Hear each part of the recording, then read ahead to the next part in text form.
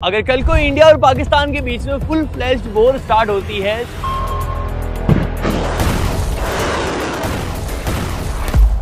तो पूरे 195 देशों के लोगों की जान खतरे में आ जाए। हाँ, आपकी भी। फिर चाहे आप दुनिया के किसी भी कोने में जाके क्यों ना छुप जाओ और ये आपको आगे पता चल जाए। भाई, इंडिया की मिलिट्री वर्ल्ड में 4th नंबर पे आती है और पाकिस्तान की नंबर 12। लेकिन इंडिया और पाकिस्तान के मिलिट्री ट्रैक में एक्चुअली कितना डिफरेंस है वो आपको इस वीडियो से समझ में आ जाए। इंडिया के पास 4200 बैटल टैंक्स हैं, वहीं पाकिस्तान के पास ऑलमोस्ट 26। इंडिया की खुद की बनाई मिसाइल साउंड की स्पीड से 24 गुना ज्यादा तेज ट्रेवल करती है, मतलब 29,400 किलोमीटर पर आवर। वहीं पाकिस्तानी मिसाइल हजार किलो के बॉम्ब्स को साउंड की स्पीड से भी तेज उड़ा सकती है। इंडिया अपने मिसाइल्स, ड्रोन्स और डिफेंस सिस्टम में एआई का यूज करने लगा है और इसी एआई का यूज इंडिया ने हाल ही में ऑपरेशन सिंदूर के अंदर भी किया। अवेंजर्स मूवी वाले लेजर बीम वाले वेपन रियल में यूज करे जा रहे हैं। रोबोट्स की अलग से आर्मी बनाई जा रही है। हमारे सोल्जर्स के लिए आयरन मैन जैसे सूट्स बनाए जा रहे हैं। लेकिन इन सब से भी 1000 गुना खतरनाक चीज जो इन दोनों ही देशों के पास है, न्यूक्लियर बॉम्ब।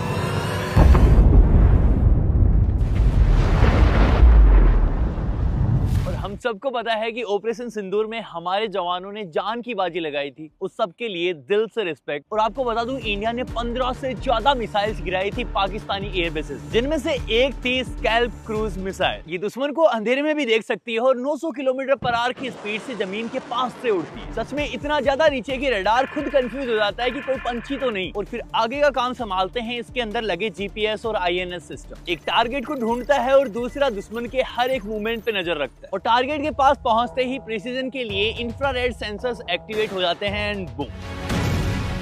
इसके अलावा एक सुपरसोनिक मिसाइल भी यूज करी गई, ब्रह्मोस, मतलब एक ऐसी मिसाइल जो साउंड की स्पीड से भी तेज उड़ती है। मतलब अगर आपको मिसाइल के ऊपर बिठा के उड़ाया जाए तो दिल्ली से मुंबई सिर्फ 20 मिनट्स में कर लोगे। वहीं पाकिस्तान के पास भी काफी पावरफुल मिसाइल्स हैं, जैसे PL-15। इसको फाइटर जेट से छोड़ा जाता है एनिमी जेट को हवा में मार गिराने के लिए। और मिसाइल के जेट से निकलने के बाद भी ये दोनों कनेक्टेड रहते हैं आपस में, ताकि जेट मिसाइल की डायरेक्शन को कंट्रोल कर पाता है दुश्मन तक पहुंचने के लिए। साथ ही इंस्टाग्राम और यूट्यूब पे आपने वायरल क्लिप्स पक्का देखे होंगे जिसमें पाकिस्तानी मिसाइल्स को इंडिया ने मार गिराया।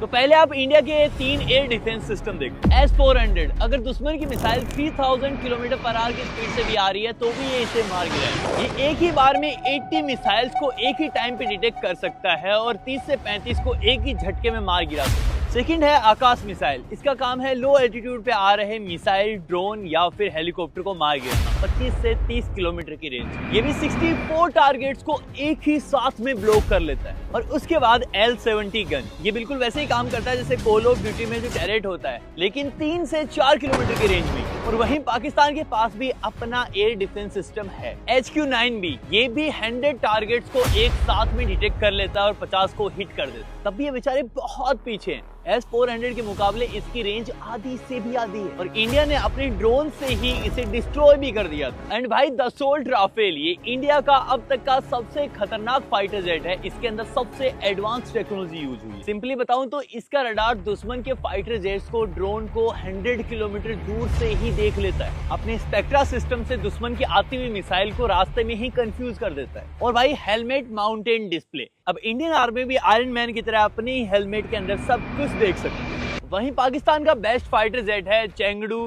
J-10C। खैर, अब नाम से आप समझ ही गए होंगे इसको कहां से उठाया है। और इसके अंदर भी काफी सिमिलर टेक्नोलॉजीज हैं, जैसे AES रेडार और हेलमेट माउंटेड डिस्प्ले। और भाई, दिल की बात बताऊं, चाइनीज सिर्फ LED लड़ियां लेनी चाहिए दिवाली वाली, मिसाइल्स नहीं जो स्काई सोर्स की तरह आपके सर पे ही फट जाए। और भाई, इंडिया का बेस्ट मिलिट्री ड्रोन है हेलकैट वॉरियर। इसके अंदर एक AI चिप लगी हुई है। इसका काम है फाइटर जेट के साथ साथ उड़ना और दुश्मन से फाइटर जेट को बचाना। ये एनिमी को डिटेक्ट करने से उसको कंफ्यूज करना, मारना, ये सारे काम अपने AI से खुद ब खुद कर लेता है। तो भाई, पाकिस्तान के पास भी खतरनाक ड्रोन है, बायरक्तर अकींची। फिर से नाम से ही समझ गए होंगे, एकदम मिक्स ब्रीड लग रही है ना। ये 1500 किलो तक के बॉम्ब्स को कैरी कर सकता है। अगर इंडिया वाला हेलकैट वॉरियर एक पिस्टल है तो ये सिर्फ एक गुलेली है। इसकी speed max 400 kilometre per hour की है। और भाई, AI तो रहनी दो। समझ लो एप्पल इंटेलिजेंस भी इससे ज्यादा इंटेलिजेंट होगा। साला ये दुख का खत्म नहीं होता बे। इंडिया के पास ऑलमोस्ट 1,48,000 आर्मर्ड व्हीकल है, वहीं पाकिस्तान के पास सिर्फ 50,000। पाकिस्तान के पास 6 लाख आर्मी पर्सनल्स हैं, वहीं इंडिया के पास 14 लाख से भी ज्यादा। मतलब हर एक पाकिस्तानी के लिए 2 से ज्यादा इंडियन सोल्जर्स। जरूरत ही नहीं है भाई, एक एक इंसान 4-4 को लपेट देगा। और भाई हमारे पास एक ऐसी मिसाइल है जिसकी स्पीड इतनी ज्यादा है कि आप दिल्ली से ट्रेन के थ्रू बनारस पहुंचोगे तो ये इतने में चांद पे पहुंच जाएगी 13 घंटे, वो भी 1500 किलो के न्यूक्लियर बॉम्ब के साथ। और मिसाइल का नाम है अग्नि-5। आप खुद सोचो ये कितनी दूर जा सकती होगी, ऑलमोस्ट 8000 किलोमीटर। और भाई INS विक्रांत को कौन नहीं जानता। INS Vikrant. INS Vikrant.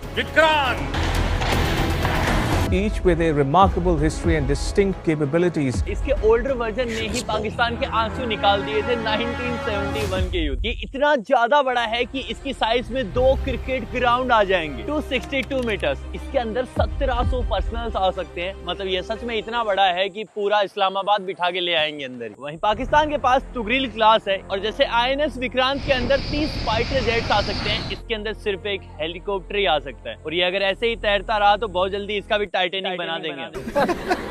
और इंडिया में जितने भी डिफेंस इक्विपमेंट्स बनाए जाते हैं वो सारे DRDO बनाता है, और ऐसा ही टैंक इन्होंने अभी बनाया है अर्जुना MK2। इसके अंदर जो फीचर्स हैं वो आपको दुनिया के टॉप टैंक्स में देखने को मिलते हैं। अगर कोई मिसाइल इसके ऊपर आके भी लगी तो इसका आर्मर खुद से ब्लास्ट होकर टैंक को बचाता है। इस टैंक के अंदर हवा प्यूरिफाई होकर सोल्जर्स तक जाती है। ये प्रॉपर अंधेरे में देख सकता है, धुएं में देख सकता है, दीवारों के आर पार देख सकता है। वहीं पाकिस्तान का सबसे बेस्ट टैंक है अल खालिद।